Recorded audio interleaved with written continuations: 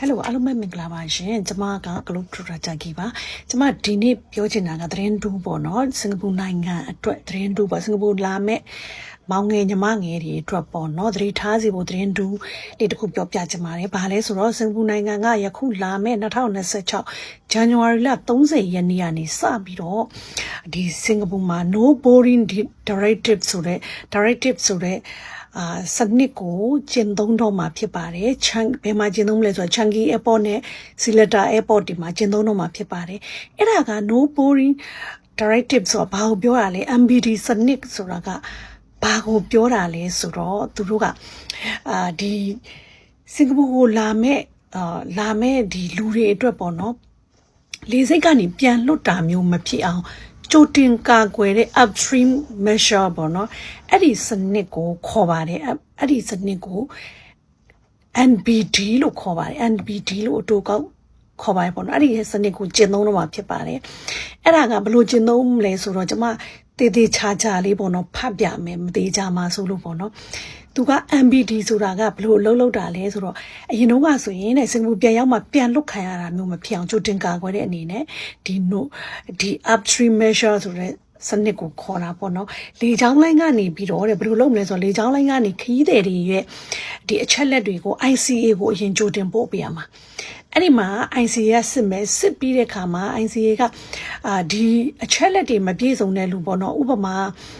ဒီအချက်လက်တွေကို तू ကကြိုတင်စစ်ဆေးပြီးတဲ့ခါကျတော့ तू ကဝင်ခွင့်မရတဲ့သူဒါမှမဟုတ်စာရွက်စာတမ်းမပြည့်စုံတဲ့လူတွေကိုလေချောင်းလိုင်းစီကို no boarding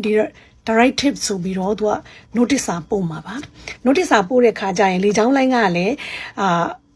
သူတို့အကုန်လုံးဒီ boarding pass ထုတ်ပေးမှာမဟုတ်ဘူးလေချောင်းလိုင်းနေအနေနဲ့ကလည်းဒီအမိန့်ကိုမနာခံမှုဆိုရင်တန်းငွေကိုအကြီးကျယ်ဆောင်ရမယ်တဲ့နော်သူတို့ရေးထားဘယ်သူတွေ use ရမလဲဆိုတော့တဲ့ဝင်ခွင့်တွေပိတ်ခံထားရတဲ့သူတွေတဲ့စာရွက်စာတမ်းတွေမစုံလင်တဲ့သူတွေတဲ့ဥပမာတဲ့ passport တက်တန်း6လမပြည့်တဲ့သူတွေဝင်ခွင့်ဗီဇာပိတ်ခံရဝင်ခွင့်ဗီဇာမရှိတဲ့လူတွေ return ticket မရှိတဲ့လူတွေပြီးလို့ရှိရင် hotel booking မရှိတဲ့လူတွေပိတ်ခံရမယ်တဲ့နော်တကယ်လို့တဲ့ boarding pass အပိတ်ခံရတော့ဆိုရင်တဲ့ဘာဆက်လုပ်ရမလဲဆိုတော့တဲ့ ICA ရဲ့တရားဝင်ထုတ်ပြန်ချက်မှာပါတယ်တဲ့လေဆိပ်မှာ boarding အပိတ်ခံပြီးစင်ကာပူကိုဆက်သွားကျင်သေးတယ်ဆိုရင်လေချောင်းလိုင်းအစ်စ်ထပ်မချိတ်ခင်မှာ ICA feedback channel ကနေတဆင့်ဝင်ခွင့်ရဖို့တဲ့စာရေးပြီးဥစွာလျှောက်ထားပါမယ်တဲ့ဒါကြောင့်မသွားခင်ကလေးကတေချာပြင်ဆင်ထားပါဆိုပြီးတော့ဒီ